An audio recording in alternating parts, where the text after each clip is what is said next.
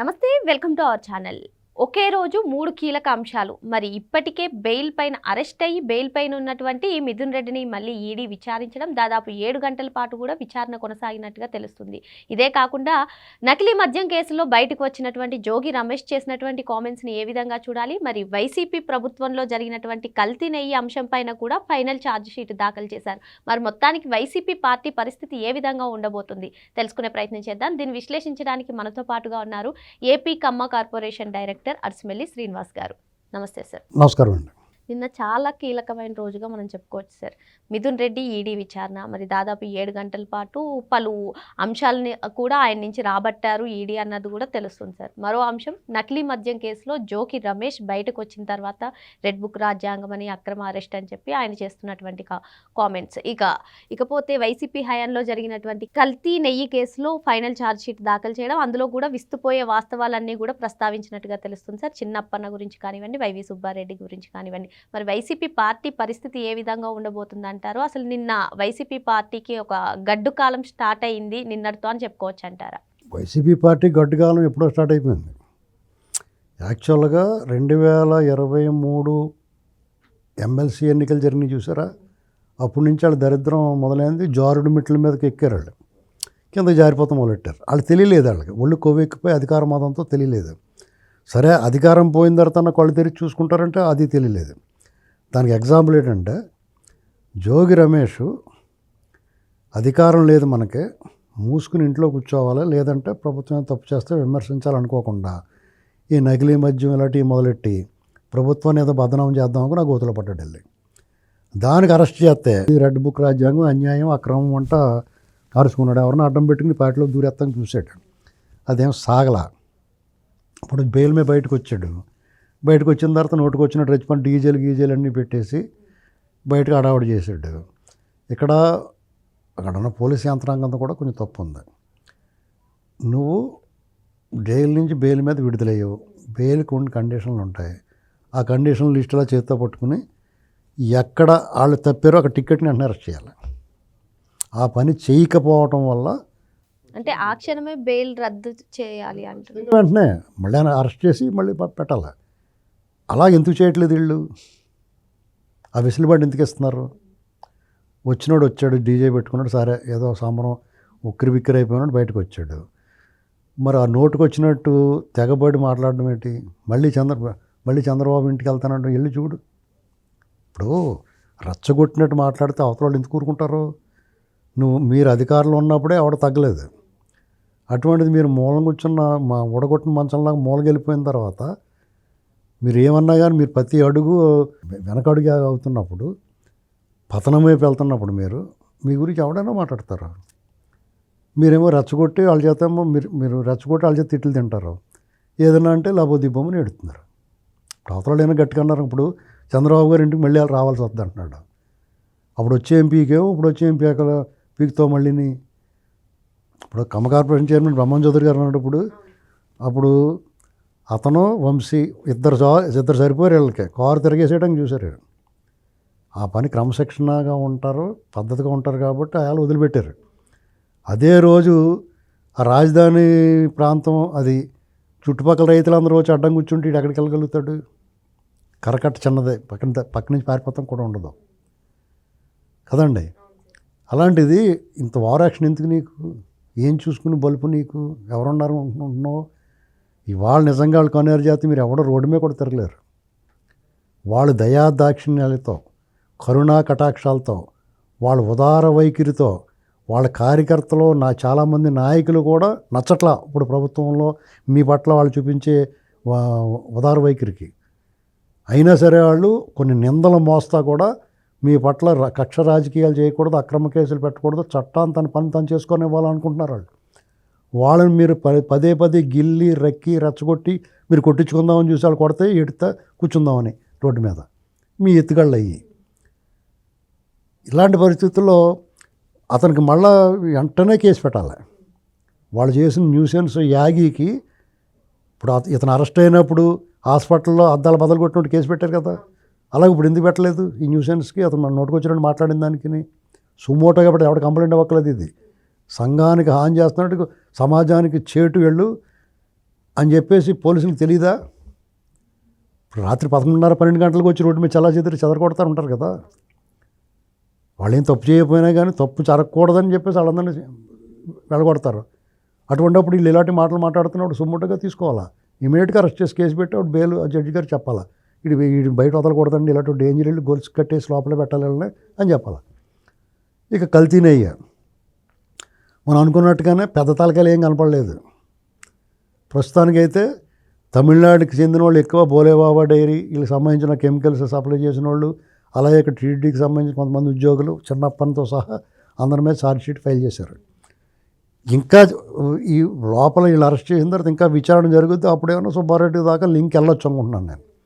ఏంటండి, ఎందుకంటే సుబ్బారెడ్డో లేకపోతే కరుణాకర్ రెడ్డో చెవిరెడ్డి భాస్కర్ రెడ్డో చెప్పకుండా వీళ్ళు ఎందుకు చేస్తారు? ఆ సాహసం చేస్తారు? ఎవడన్నా అంత ధైర్యం చేస్తాడా?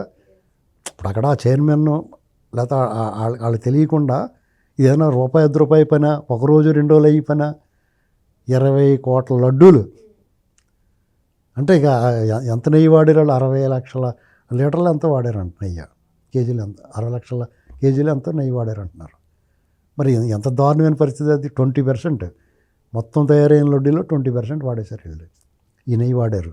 అదే కాకుండా స్వామివారి కైంకర్యాలకి ప్రసాదాల తయారీకి ఎంత పాపం అది. ఒకటి నేరం కల్తీ చేశారు, భక్తుల మనోభావాలు దెబ్బకొట్టారు, విశ్వాసాలను దెబ్బకొట్టారు, అలాగే మోసం చేశారు.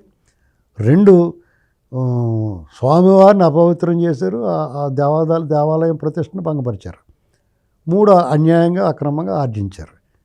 ఇంత నమ్మక ద్రోహం, బ్రీచ్ ఆఫ్ ట్రస్ట్, ఇలాంటివన్నీ చేసినప్పుడు వాళ్ళకి చిన్నగా ఉండకూడదు. దీనికి ఎవడో కూడా వాళ్ళంతటా వాళ్ళు చిన్నప్పని వాళ్ళు చేయరు. ఇది వాళ్ళకి అంత ధైర్యం దమ్ము కూడా ఉండదు. వెనకాల సుబ్బారెడ్డో లేకపోతే జగన్మోహన్ రెడ్డో లేకుండా మేమున్నా నీకు ఎందుకు అనపోతే వాడు ఎందుకు చేస్తారు? చిన్నప్పని అంత పోటుగాడా ఏంటండి?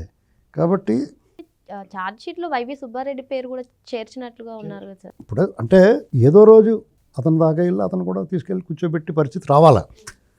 అయితే జనాలకు ఇప్పుడు ఏమనిపిస్తుందంటే చిన్న చేపలతో వదిలేస్తున్నారు, పెద్దవాళ్ళు వదిలేస్తున్నారు అనే ఆ అపోహ కలగనివ్వకూడదని చెప్తున్నాం. నెత్తు నోరు కొట్టుకుని చెప్తున్నాం.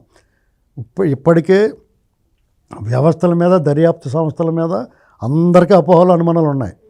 ఆ అనుమానాలు తగ్గట్టుగానే వీళ్ళందరూ ఈ సూత్రధారులు, ఈ పెద్ద బిగ్ ఫిష్లన్నీ అలాగే సేఫ్గా ఉంటున్నాయి. ఆ కరుణాకర్ రెడ్డి బయటకు వచ్చి విక్రెత్తున్నాడు పైగానే.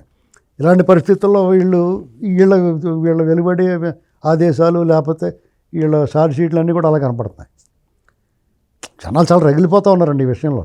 ఒక్క జగన్మోహన్ రెడ్డి అనేటువంటి వాడు ఇన్ని నేరాలు, ఘోరాలు, అరాచకం, అవినీతి, దోపిడీ, డే లైట్ రాబరీ చేసి కూడా అతను వాళ్ళకి చీమ కుట్టినట్లేదు.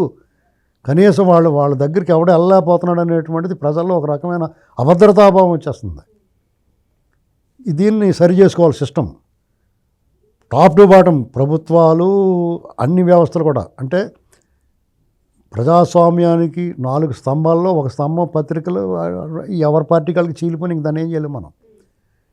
ఇప్పటికీ కూడా ప్రజాస్వామ్యంలో ప్రజలు నమ్మకం పెట్టిన న్యాయ వ్యవస్థ కానీ, జ్యుడిషియరీ కానీ, ఎగ్జిక్యూటివ్ వ్యవస్థ కానీ, శాసన వ్యవస్థ కానీ, ఈ 3 వ్యవస్థలు గుర్తుపెట్టుకోవాల్సింది ఏంటంటే ప్రజల విశ్వాసాన్ని కోల్పోకూడదు, ప్రజల్లో అనుమానాలు, అపోహలు కలగకుండా చూసుకోవాలి.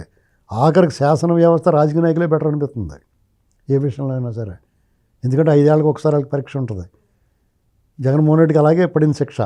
మరి మిగతా వాళ్ళకి ఏమైనా ఉంటాయా? ఐఏఎస్లకి, ఐపీఎస్లకు కానీ మిగతా వాళ్ళకి కానీ పరీక్షలు ఏమైనా ఉన్నాయా? ప్రజల నుంచి వాళ్ళ ఇష్టం, విచక్షణాధికారం ఉంటుంది వాళ్ళకి. ఆ విచక్షణాధికారాన్ని ప్రశ్నించి కూడా ఉండడం.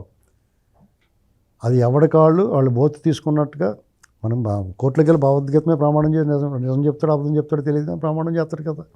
అలా ఉండకూడదు వీళ్ళ వ్యవహారం.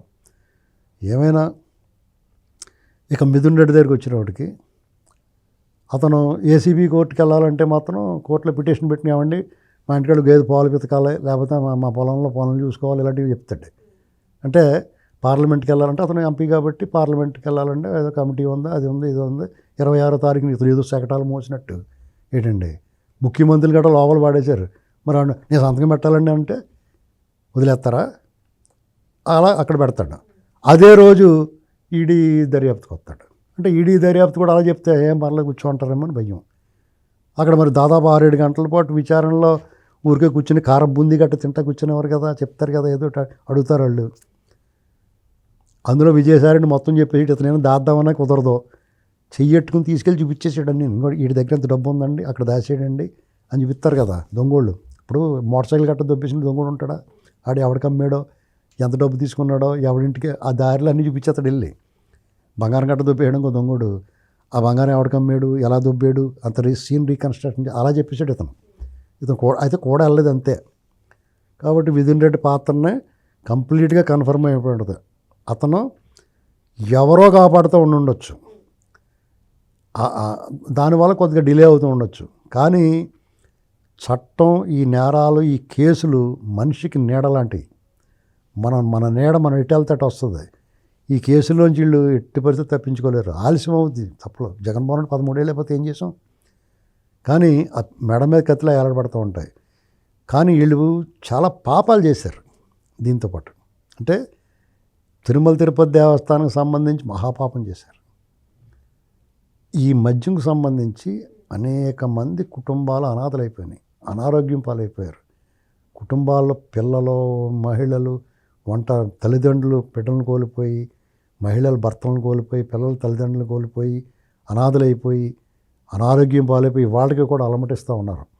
వాళ్ళందరూ ఉసిరు ఉంటుంది, వాళ్ళ ఆవేదన, ఆక్రోశం, ఉక్రోషం అదంతా కూడా శాపంగా మారిపోయి వీళ్ళు ఎంబడబడిపోద్ది. ఏదో టైంలో వీళ్ళు ఇదేం పర్వాలేదు, నాకేం పర్వాలేదు అనుకున్న టైంలో ఉరుములేని పిడికిల మీద పడిపోతుంది. ఖచ్చితంగా వీళ్ళకి శిక్ష అయితే తప్పదు. ఒకవేళ వీళ్ళు డబ్బు, అధికారం, పలుకుబడి వీటి ద్వారా ఆ శిక్షల నుంచి తప్పించుకోవడానికి ప్రయత్నం చేసినా, ఆ ప్రయత్నంలో సఫలీకృతం అయినా ప్రకృతి మాత్రం వీళ్ళు విడిచిపెట్టదు. ఇది జరగబోయేది. మరో అంశంతో మళ్ళీ కలుద్దాం. Thank you sir.